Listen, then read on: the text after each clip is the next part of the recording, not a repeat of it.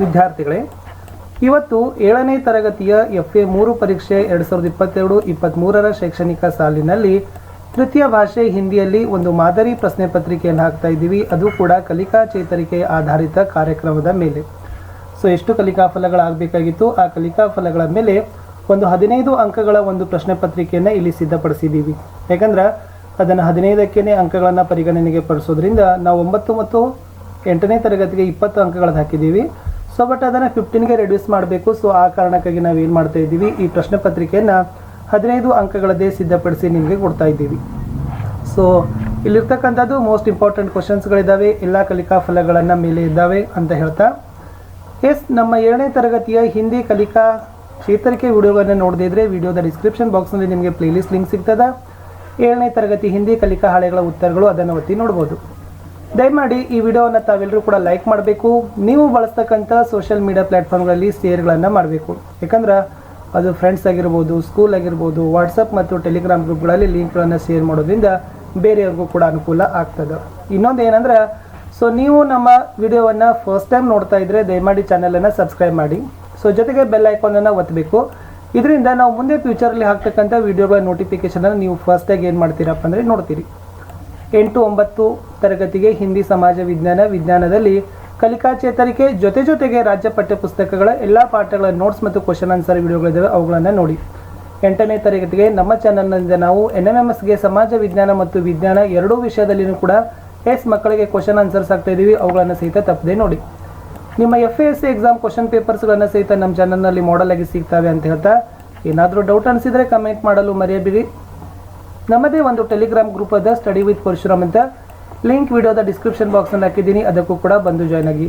ನಮ್ಮದೊಂದು blog spot ಅದ study with Parashuram ಅಂತ, ಈ ವಿಡಿಯೋವನ್ನು ಅಲ್ಲಿನೂ ಕೂಡ ತಾವು ಬ್ಲಾಗ್ ಸ್ಪಾಟಲ್ಲಿನೂ ಕೂಡ ನೋಡ್ಬೋದು ಅಂತ ಹೇಳ್ತಾ 7ನೇ ತರಗತಿಯ FA 3 ಹಿಂದಿ ಪ್ರಶ್ನೆ ಪತ್ರಿಕೆಯನ್ನು ಸಿದ್ಧಪಡಿಸಲಿಕ್ಕೆ ನಾವು ಈ 4 ಕಲಿಕಾ ಫಲಗಳನ್ನು ಆಧಾರವಾಗಿ ಇಟ್ಕೊಂಡಿದ್ದೀವಿ. 6ನೇ ಕಲಿಕಾ ಫಲ ನए शब्दों का वाक्यों में प्रयोग करेंगे. 7ನೇ ಕಲಿಕಾ ಫಲ ಚಿತ್ರದ್ವಾರ कहानी की रचना करेंगे और उसके नैतिक मूल्यों को जानेंगे. 8ನೇದು कहानी सुनकर समझेंगे. 9 ऐतिहासिक स्थानों के बारे में पढ़कर समझेंगे ಅಂತಕ್ಕಂಥದ್ದು ಒಟ್ಟು 4 ಕಲಿಕಾ ಫಲಗಳಿದಾವೆ. ಇದರ ಮೇಲೆ ನಾವೇನು ಮಾಡಿದ್ದೀವಿ, 15 ಅಂಕಗಳ ಒಂದು ಕ್ವಶನ್ ಪೇಪರನ್ನು ಸೆಟ್ ಮಾಡಿ ನಿಮಗೆ ಕೊಡ್ತಾ ಇದ್ದೀವಿ.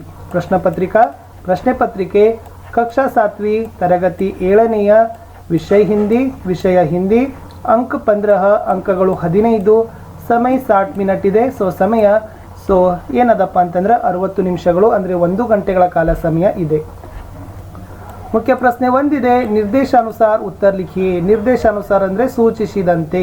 ಓಕೆ, ಸೂಚನೆ ಕೊಟ್ಟಂಗೆ ಉತ್ತರಗಳನ್ನು ಬರೀಬೇಕು. ಒಟ್ಟು 4 ಪ್ರಶ್ನೆಗಳಿದ್ದಾವೆ, ಒಂದೊಂದಕ್ಕೆ 1 ಅಂಕ, ಒಟ್ಟು 4 ಅಂಕ. ಮೊದಲ ಪ್ರಶ್ನೆ ಇತ್ತು, ನಿಮ್ನ ಶಬ್ದ ಸೆ ವಾಕ್ಯ ಬನಾಯಿಯೇ ಮಕಾನ್. ಮಕಾನ್ ಅಂತಕ್ಕಂಥ ಒಂದು ಶಬ್ದ ಕೊಟ್ಟಿದ್ದೀವಿ. ಆ ಮಕಾನ್ ಶಬ್ದ ಮೇಲೆ ತಾವೇನು ಮಾಡಬೇಕು ವಿದ್ಯಾರ್ಥಿಗಳೇ, ಒಂದು ವಾಕ್ಯವನ್ನು ಏನು ಮಾಡಬೇಕು, ರಚನೆ ಮಾಡಬೇಕು ಅರ್ಥಪೂರ್ಣವಾಗಿ. 2ನೇ ಪ್ರಶ್ನೆ, ಪೇಡ್ ಪರ್ ಕೌನ್ ಬೈಠಾ ಥಾ. ಮರದ ಮೇಲೆ ಯಾರು ಕುಳಿತಿದ್ದರು. 3ನೇ ಪ್ರಶ್ನೆ, ಮಚ್ಲಿಯೋಕೆ ನಾಮ್ ಲಿಖಿಯೇ. ಕಥೆಯಲ್ಲಿ ಮೀನುಗಳು ಬಂದಿದ್ದಾವಲ್ಲ, ಆ ಮೀನುಗಳ ಹೆಸರುಗಳನ್ನು ತಾವೇನು ಮಾಡಬೇಕಿತ್ತು, ಬರೀಬೇಕಿತ್ತು. 4ನೇ ಪ್ರಶ್ನೆ ಇತ್ತು, ಮೈಸೂರು ರಾಜಮಹಲ್ ಶಹರ್ ಕೆ ಡ್ಯಾಶ್ ಮೇ ಸ್ಥಿತ್ ಹೇ ಅಂತ ಕೇಳಿದ್ದಾರೆ. ಒಂದು ಬಿಟ್ಟ ಸ್ಥಳ ಮಾದರಿ ಇತ್ತು. ರಾಜಮಹಲ್ ಅಂದರೆ ಅರಮನೆ.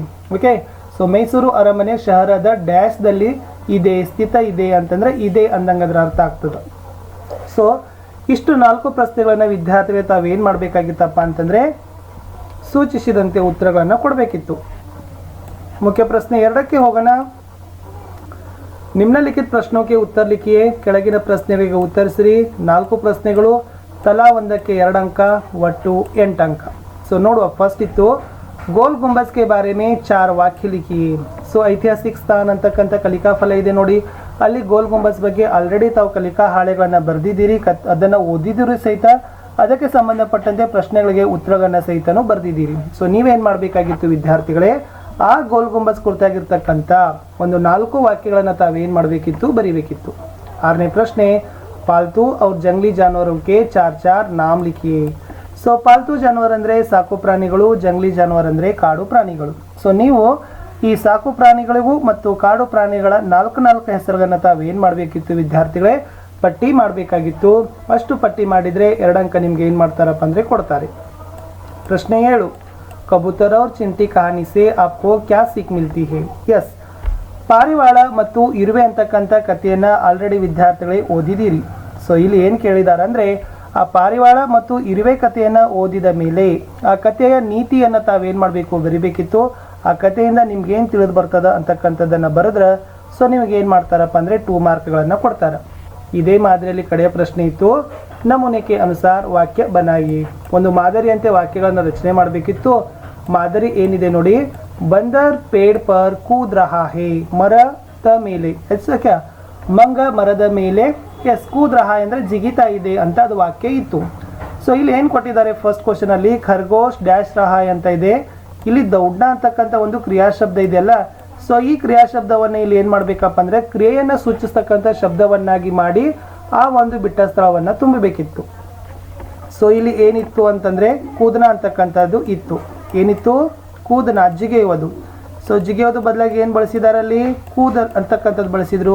ಅದೇ ತನಗೆ ದೊಡ್ಡ ಇದ್ದರೆ ಏನು ಬರಿಬೋದು ಅಂತ ನೀವು ಬರಿಬೇಕಿತ್ತು. ಎರಡನೇ ಪ್ರಶ್ನೆ ಇತ್ತು, ಗಾಯ್ ಖಾಸ್ ಡ್ಯಾಶ್ ರಹಿ ಅಂತ ಇದೆ. ಸೊ ಇಲ್ಲಿ ಖಾನ ಇದೆ, ಇದರ ಒಂದು ಕ್ರಿಯೆ ಒಂದು ರೂಪವನ್ನು ಇಲ್ಲಿ ಬರಿಬೇಕಿತ್ತು. ಇಷ್ಟು ಈ 8 ಪ್ರಶ್ನೆಗಳನ್ನು ಏನು ಮಾಡಬೇಕಾಗಿತ್ತು ವಿದ್ಯಾರ್ಥಿಗಳೇ? ಎಸ್, 2 ಅಂಕಕ್ಕೆ ಬರಿಬೇಕಾಗಿತ್ತು. ತುಂಬಾ ಸರಳವಾಗಿರ್ತಕ್ಕಂಥದ್ದಿದೆ. ಯಾರು ಕಲಿಕಾ ಫಲಗಳಲ್ಲಿ ಉತ್ತರಗಳನ್ನು ಚೆನ್ನಾಗಿ ಬರೆದಿದ್ದೀರಿ, ಅವುಗಳನ್ನ ಅರ್ಥಕೊಂಡಿದ್ದೀರಿ, ಈ ಭಾಗದಲ್ಲಿ ಖಂಡಿತವಾಗಿ ನೀವು ಉತ್ತರಗಳನ್ನು ಏನು ಮಾಡ್ತೀರಿ, ಬರೀತೀರಿ. ಪ್ರಶ್ನೆ ಪತ್ರಿಕೆ ಕಡೆ ಪ್ರಶ್ನೆ ಇತ್ತು, ನಿಮ್ನಲಿಖಿತ ಪ್ರಶ್ನಕ್ಕೆ उत्तर लिखिए. 3 अंक तला ಒಂದು ಪ್ರಶ್ನೆ ಇದೆ. ಸೊ 3 अंक मछली का चित्र बनाइए और 5 ವಾಕ್ಯ लिखिए. ಮछली ಅಂದರೆ ಮೀನು. ಸೊ ಮೀನಿನ ಚಿತ್ರವನ್ನು ತೆಗಿಬೇಕು. ಆ ಮೀನಿನ ಬಗ್ಗೆ ಒಂದು 5 ಸಾಲುಗಳನ್ನು ತಾವು ಏನು ಮಾಡಬೇಕಾಗಿತ್ತು ವಿದ್ಯಾರ್ಥಿಗಳೇ, ಬರಿಬೇಕಿತ್ತು. ಇಷ್ಟು ಬರೆದ್ರೆ ನಿಮಗೆ ಏನು